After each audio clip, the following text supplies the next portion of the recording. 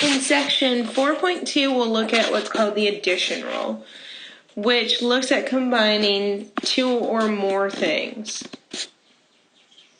So here's the idea. Suppose we want to find the probability of rolling a 1 or an odd number. So the idea would be, here's the number 1, and here's all your odd numbers, which is 1, 3, and 5. The thought is, when you're looking at finding the probability of 1 or an odd number, you count up your numbers that fit into the first category, your numbers that are 1. Well, there's only one such number. Like that. And then we have, okay, well, what fits into our other group? Well, our other group is anything that is odd, which are the numbers 1, 3, and 5. There's 3 numbers like that. The problem is, if I were just to add up the 1 and the 3, saying that there is a total of 4 possibilities, that wouldn't quite be right. Because the 1 here is getting counted twice. It's getting counted as a 1, but it's also getting counted as an odd number. We want to make sure that we don't count it twice, so I need to take out one of the extra counts. So I'll take out one of the extra overlapped counts, because it got counted once as a 1 and once as an odd number. So we need to take out one of those extra counts. So what happens then is I add up my 1, 1, my 3 odd numbers, and I take away the 1 that was the one extra 1 that was counted, and that gives me a total of 3 different numbers that fit into the category of being either 1 or odd. Out of a total of how many? A total of 6, which if we divide gives us a probability of 0.5. This is the idea behind finding the probability of 2 events where the word or is in the middle. So in this section, we're going to focus in on this word or.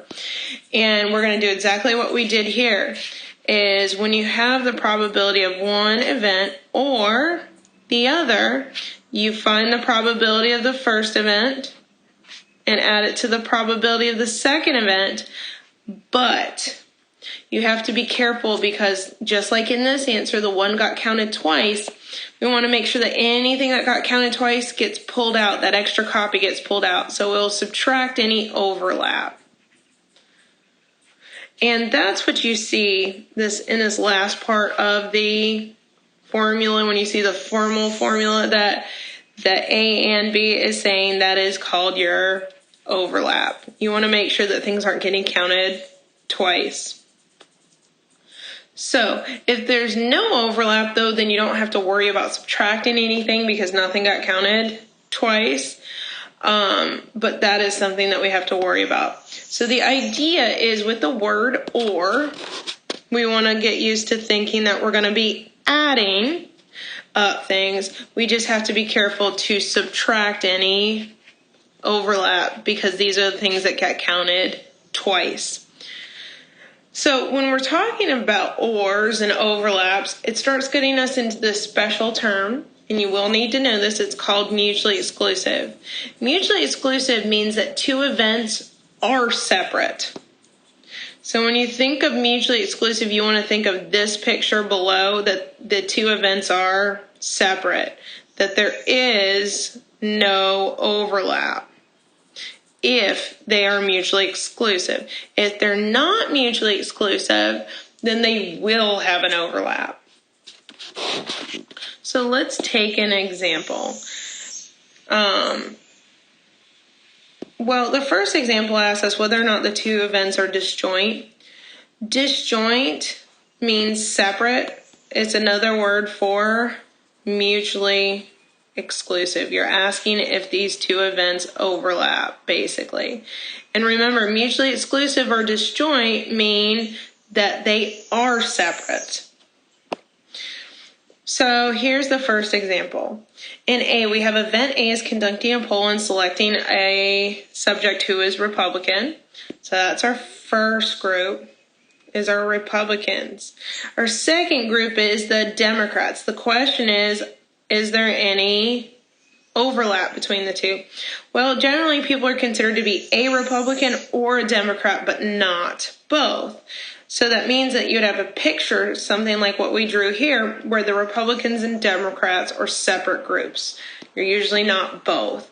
So what this means is that the two events are disjoint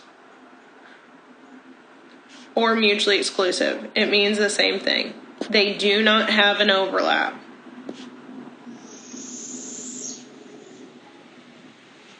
Now let's try another one.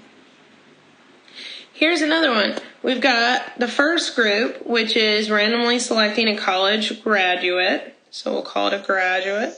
And selecting someone who's homeless. Now, the question is, and I'm going to draw this a little bit different, you'll see why, is can you have people in this little section? Can you have graduates that are also homeless? And you can. That is possible. So it is possible to have people in that group, which means that there is an overlap. There are some people that are graduates, but that are homeless, meaning that these two things are not disjoint. So they are not disjoint or mutually exclusive. So it's not disjoint and it's not mutually exclusive. Which means that there can be homeless graduates. That is possible. There is possibly an overlap.